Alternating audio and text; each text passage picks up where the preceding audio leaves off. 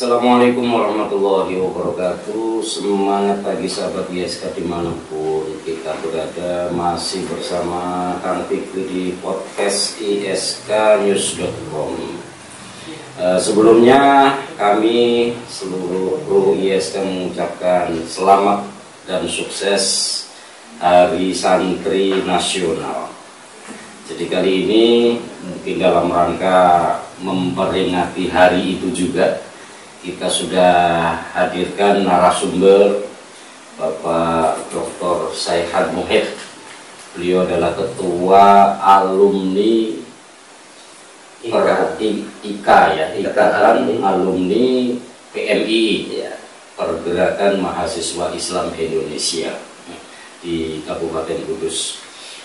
Pak Saihan, mungkin kita tidak terasa bertemu lagi di tanggal 22 Oktober. Mungkin sudah sejak 5 tahun kita memperingati Hari Santri Nasional. Tentu Pak Saihan punya banyak catatan, punya banyak mungkin renungan, mungkin punya banyak program. Artinya sejak 5 tahun yang lalu peringatan Hari Santri Nasional ini barangkali menurut Pak Saihan masih dalam mungkin euforia, artinya memasang spanduk, kemudian memakai sarung dan lain-lain tentu ya. Barangkali mungkin ada catatan untuk perbaikan ke depan, Pak Saihan. Ya, terima kasih Kang Fikri. Assalamualaikum warahmatullahi wabarakatuh. Waalaikumsalam. Para pemirsa ISK semua dimanapun berada. Pertama, saya ucapkan selamat Hari Santri kepada seluruh bangsa Indonesia, di mana tanggal ini 22 Oktober 2020 bertepatan dengan Hari Santri Nasional. Saya tadi baru saja upacara secara online ya. Ikut Zoom itu yang dipimpin Pak Menteri Agama. Setelah dari upacara saya baru ke sini tadi. Nah, kembali kepada Hari Santri ya. Saya punya beberapa semacam gagasan atau harapan-harapan lah ya. Ketika saya ziarah itu punya gini, bahkan saya punya lamunan begini. Inspirasi Gitu ya. Kalau orang ziarah ke Kudus gitu ya, itu kok saya lihat itu kok dia hanya berdoa saja, artinya hanya baca Yasin, tahlil terus selesai pulang gitu ya. Itu sih bagus lah, kirim doa sudah cukup gitu. Tapi alangkah indahnya ketika orang ziarah ke Kudus itu tidak hanya ziarah dan berdoa, tapi ada suatu tempat momentum yang bisa mengingat perjuangan kaki Sunan Kudus. Kemudian saya berpikir, saya ketika ke Jogja itu saya melihat atau pernah rekreasi ke monumen pelajar, monumen Jogja Kembali itu. Ketika masuk di situ kan, ketika orang masuk ke monumen Jogja itu, orang akan menyadari bagaimana perjuangan Soeharto waktu itu, saat itu. Ada patung-patung, ada tulisan, ada gambar gitu ya. Sehingga setiap orang yang masuk ke monumen itu, orang ingat sejarah, perangnya dulu Soeharto seperti ini, perang seperti ini, gitu ya. Karena dilambangkan monumen itu. Nah, alangkah indahnya ketika di Kudus itu yang sudah disebut sebagai kota santri, ada monumen, ya soal nama nanti ya, monumen wali atau monumen santri gitu, yang menceritakan itu sejarah perjuangan itu, Sunan Muria. Mungkin bentuk sebuah bangunan yang didesain, dikemas secara apik dan bagus gitu kan. Ketika setelah orang ziarah, ayo rekreasi ke monumen santri, monumen wali gitu ya.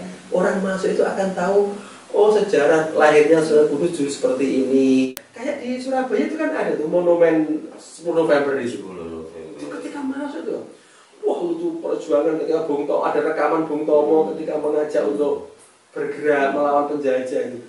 Sehingga orang masuk ke sebuah bangunan itu minimal sekian saat itu terkondisikan itu menyadari betapa rekosoni perjuangan zaman dulu ya. sekarang ini kalau kita itu kok kemudian menyanyiakan perjuangan kok ya eman-eman, mengingat dulu orang yang dulu kayak begini perjuangannya itu. Kalau kita hanya tinggal menikmati aja, masuk nggak mau membangun kan gitu kan. Sama ketika orang ziarah ke Kudus, datang ke Kudus, setelah ziarah, yasin, tahlil, doa cukup.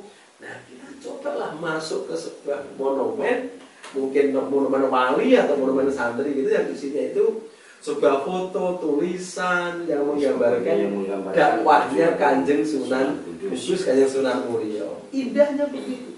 Itu bisa menarik wisatawan yang luar biasa, dan itu belum pernah ada di Indonesia.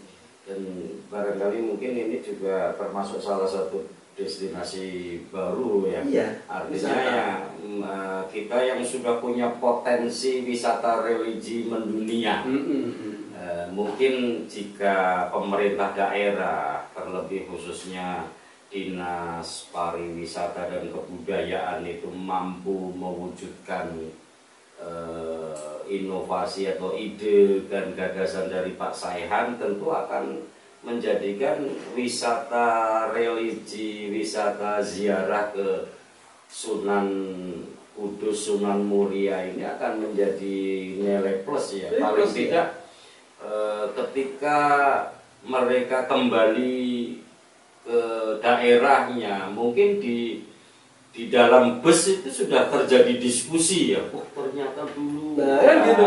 Artinya yang diceritakan itu adalah mungkin apa yang mereka lihat di monumen itu tadi, didiskusi dulu ternyata begini. Sehingga oleh-olehnya para peziarah itu, satu, dia mendapat berkah karena berdoa, gitu kan, mendoakan para aulia. Yang kedua, dia mendapat ilmu, menambah ilmu. Oh, tahu dulu dakwahnya Kanjeng Sunan Kudus seperti ini, Kanjeng Sunan Muria seperti ini. Oh, ternyata kok dulu begitu ya. Itu ketika di skenario ruang-ruangannya itu dibikin kayak zaman kuno, itu kan menarik kan. Ketika masuk itu kan gini ya dulu ketika Kanjeng Sunan. Iya, sebenarnya itu kan menarik. Di seputar menara itu juga ada beberapa bangunan milik yayasan yang mungkin bisa didesain, artinya tidak hanya mungkin termanfaatkan dalam tanda kutip hanya untuk titipan sepeda motor saja. Seperti di Bekas Manggala ini kan sangat potensi, misalnya itu bisa dibikin ya museum atau apalah namanya. Soal nama nanti kan bisa di jadi setidaknya memang harus segera dimulai karena ini sangat-sangat penting. Setidaknya mereka pulang punya oleh-oleh. Ya.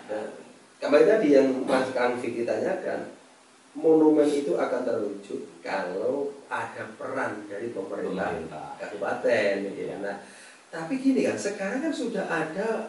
Mungkin nggak itu jadikan embrio, ada museum jenang, gitu ya. Pak Ilmi sudah membuat museum jenang, gitu kan. Jenang aja dibikin museum, itu kan Pak Ilmi itu, yang saya tahu itu kan isinya itu kan sejarah jenang. Sehingga orang ketika datang ke Kudus itu selain membeli jenang, dia ketika masuk ke museum itu dia tahu jenang itu apa, dari mana dibuat, sejarahnya seperti apa, kapan berdiri. Apalagi kita punya dua sunan, ziarahnya tiap hari begitu banyak orang datang ke ziarah, masa kita tidak punya monumen atau museum, namanya yang paling pas mungkin monumen ya. Monumen itu kan sesuatu yang harus kita kenang, peninggalan. Nanti kita akan aja mendatangkan para ahli-ahli kaligrafi, desainer itu kita undang ke sini untuk mendesain suasana supaya lebih bagus.